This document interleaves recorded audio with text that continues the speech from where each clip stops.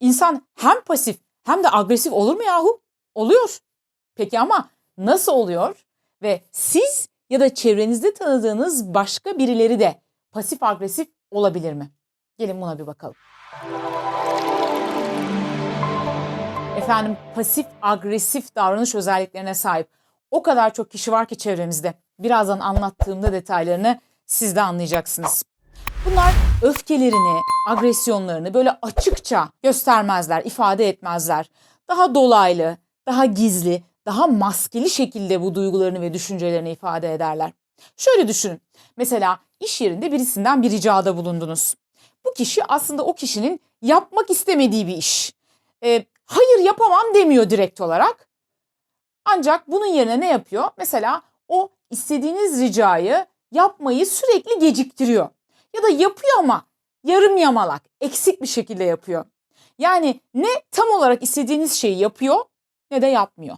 Peki pasif agresif davranış bozukluğunun diğer belirtileri nelerdir? İlk belirtimiz az önce de söylediğimiz gibi. Kendisine yöneltilen istekler eğer onun için uygun değilse bunu reddetmek, hayır yapamam demek ya da duygularını ifade etmek yerine kabul ediyormuş gibi görünmek, ancak bilinçli bir şekilde geciktirmek ya da yapmamak. Efendim, pasif agresifler kendilerini çok ön plana sürmezler. Yani onları sahalarda, ön saflarda görmezsiniz. Daha çok geride kalmayı tercih ederler. Geride kalmayı tercih ederler ama gerideyken de işte ayak direyerek, inatçılık ederek bir şekilde süreci etkilerler. İsteklerini, ihtiyaçlarını açıkça ifade etmezler. Ondan sonra da benim isteklerim, ihtiyaçlarım karşılanmıyor diyerek şikayet ederler ve haksızlığa uğradıklarını düşünürler.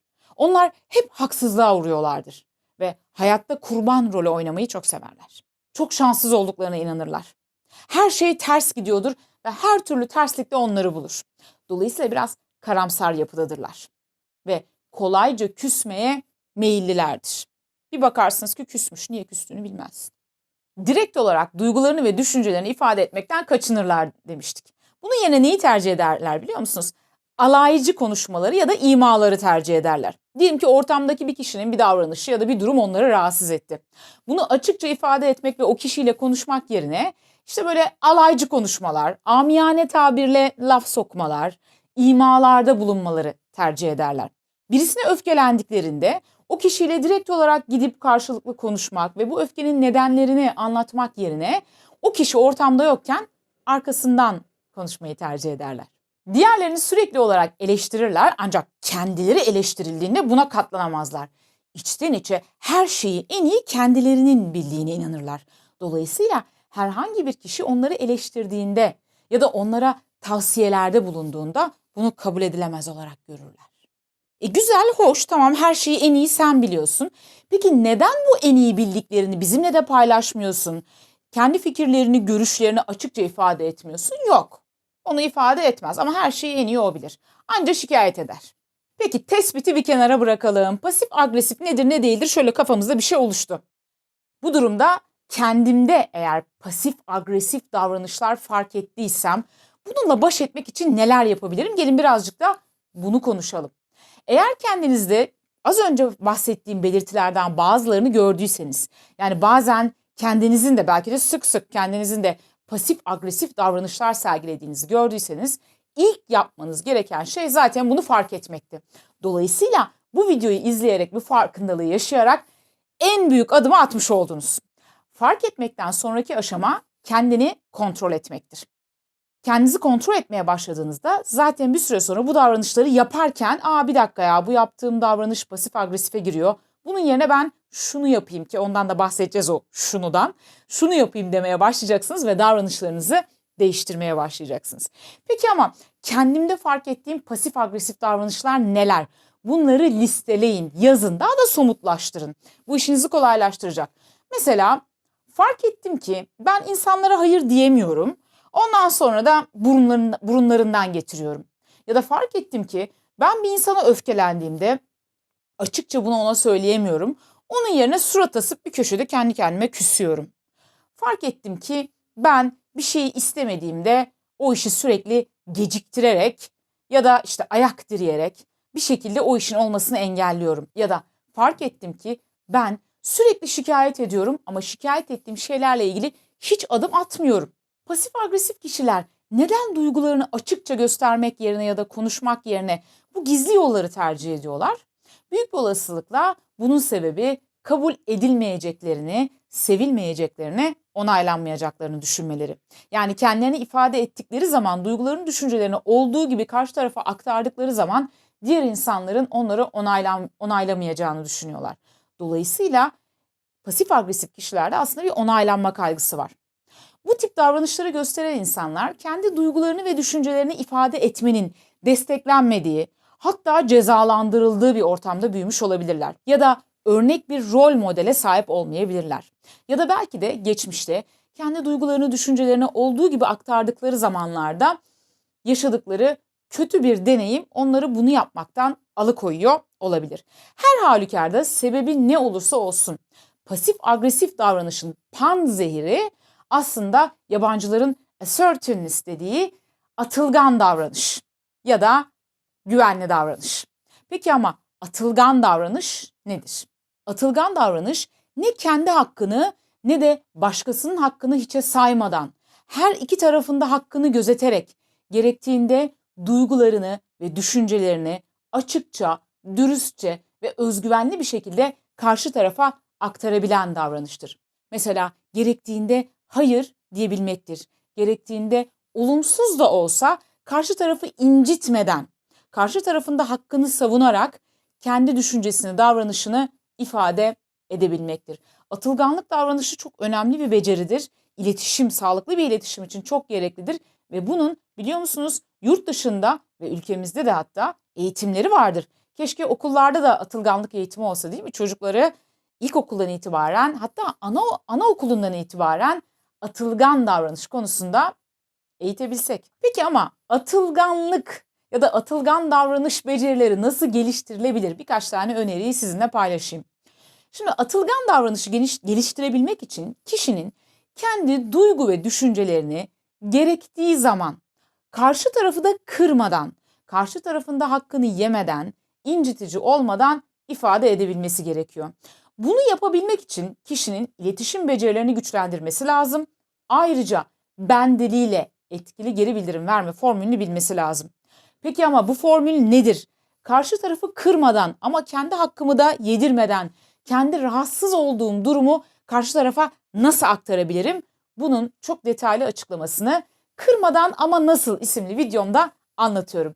Dolayısıyla eğer bu tarz bir probleminiz varsa, yani birilerinin davranışından rahatsız olduğunuzda, bir şeylere öfkelendiğinizde, kendinizi ifade etmekte zorlanıyorsanız, kendinizi ifade ettiğinizde ya çok kırıcı oluyorsunuzdur ya da hiç ifade edemiyorsunuzdur, ifade etmemeyi tercih ediyorsunuzdur. O zaman bu Kırmadan Ama Nasıl videomdaki ipuçları ve formül işinize yarayacak. Karşı tarafa kendinizi ifade edebilmek gerçekten de önemli bir beceri ve ciddiye alınması gereken bir beceri.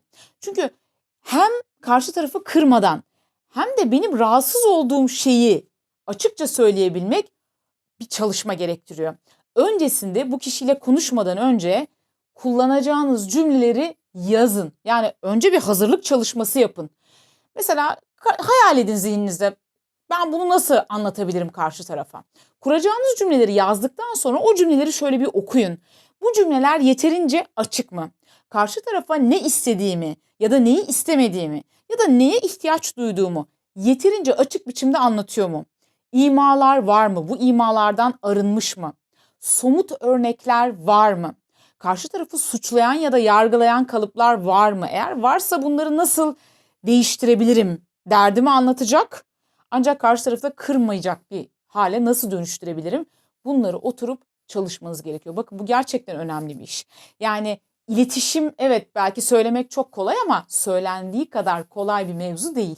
O yüzden önceden hazırlık yapmak, çalışmak sizin bu konudaki becerilerinizi de güçlendirecek. Bir süre sonra belki hazırlığa ihtiyaç duymayacaksınız. Ama ilk zamanlarda en azından bu hazırlığı yapmaya çalışın. Bu işi ciddiye alın ve söyleyeceklerinizi önceden yazıp kontrol edin. Ardından da bunu prova edin. Yani söyleyeceğiniz cümleleri bayağı karşınızda bir insan varmış gibi prova edin.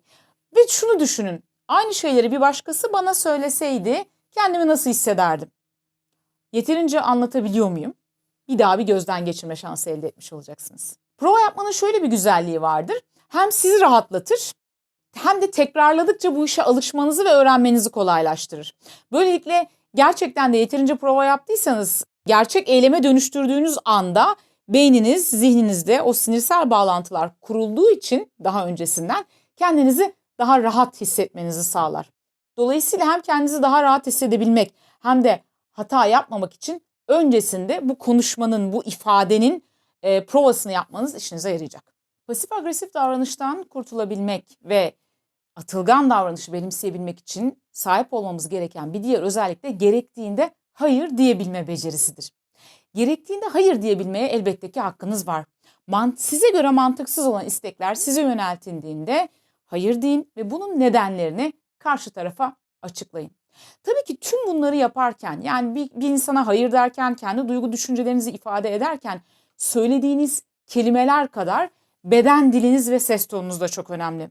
Kullandığınız beden dili ve ses tonunuz saldırganca, düşmanca ya da tam tersi böyle pasif, amiyane tabirle ezik bir ses tonu değil, tam tersine özgüvenli ve barışçıl bir ses tonu ve beden dili olmalıdır. İnsanlarla konuşurken onların gözlerine bakabilmek, dik durabilmek, ses tonunu verdiğiniz mesaja göre ayarlayabilmek, yani iletişim becerilerinizi geliştirebilmek de diğer önemli bir beceri, daha atılgan olabilmek için. Sadece şikayet etmeyin, çözüm yollarında düşünün ve çözüm önerilerinde bulunun gerektiğinde.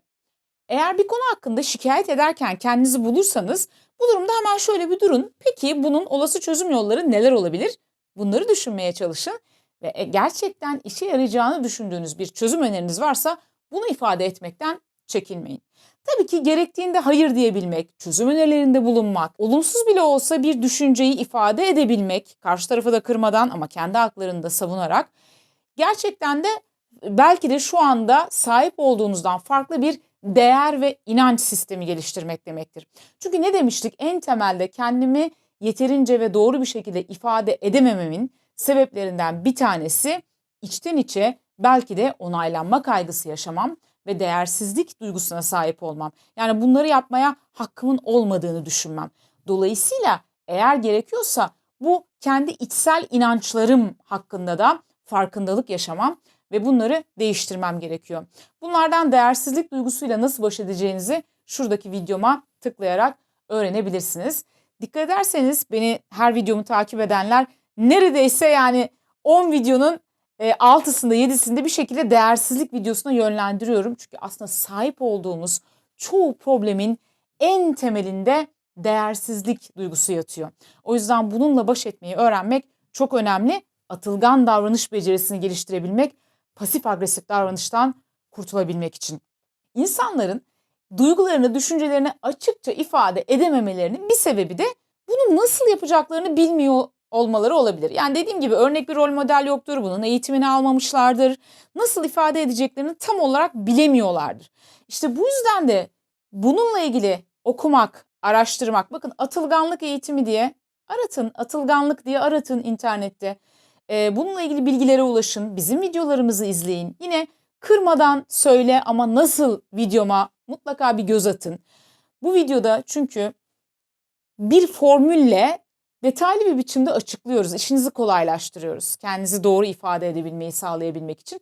O yüzden bu öğrenilebilen bir beceri ve öğrenmek gerekiyor. Yani bu dersi almak gerekiyor. Nereden alabiliyorsanız bu dersi almaya çalışın. Peki karşımdaki insan pasif agresifse ben bu durumda ne yapmalıyım? Bu durumda tabii ki yapabileceğimiz şeylerden bir tanesi yine atılgan davranış biçimiyle o kişiyle bunu konuşmak.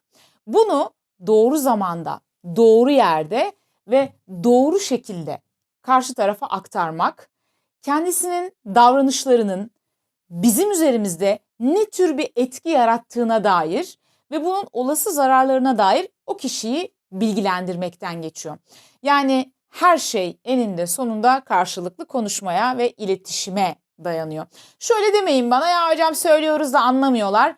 Anlamıyorlarsa demek ki siz onların anlayabileceği bir şekilde iletemiyorsunuz demektir. Kullanacağınız kelimeleri, cümleleri önceden çalışmalısınız derken bunu da kastediyorum. Karşımdaki insanın eğitim seviyesi, bakış açısı, hassas olduğu noktalar bunlar neler? Bunları düşünüp ona kuracağım cümleleri öncesinde çalışmam lazım. Yani pasif agresif davranış gösteren kişiye davranışlarının, sizi rahatsız eden davranışlarının ne olduğu, bu davranışların sizi ve diğer insanları nasıl etkilediği konusunda bilgi vermek gerekiyor ki onlar da bunun farkına varsınlar. Efendim, agresifleşmemi istemiyorsanız her hafta 2 yeni kişisel gelişim ve psikoloji videosu yüklediğimiz kanalıma lütfen abone olun. Abone olduktan sonra bildirim zillerinin de tümünü açın ki yeni videolar yüklendiğinde size bildirilsin. Bunun yanı sıra video ile ilgili görüşlerinizi, yeni video konularına dair önerilerinizi aşağıda yorum yaparak benimle paylaşırsanız çok mutlu olurum. Kendinize iyi bakın. İletişim her şeydir. Görüşmek üzere.